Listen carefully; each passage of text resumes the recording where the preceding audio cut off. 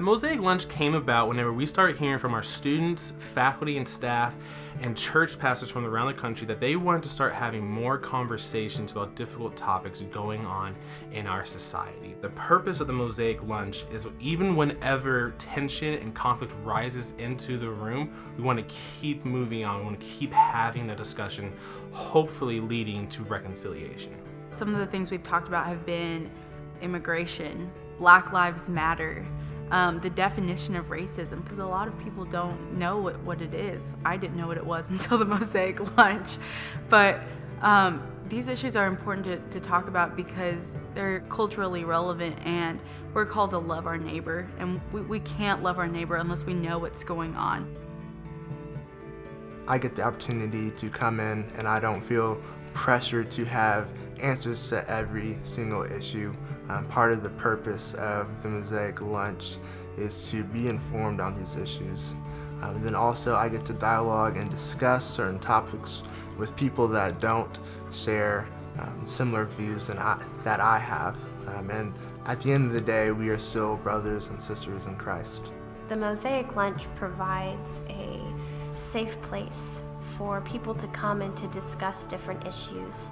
I think a lot of people are intimidated by it because they think that it's going to be a heated debate or two sides pitted against one another. But in all reality, it's a place of grace and a place of peace to come together and to share knowledge of different people from different contexts. People should come to the Mosaic Lunch because it's important.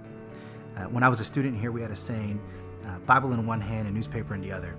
And this idea that we must be scripturally grounded, but we also must be culturally engaged. The Mosaic Lunch allows us a newspaper dialogue of sorts, and I believe that's important enough to come to.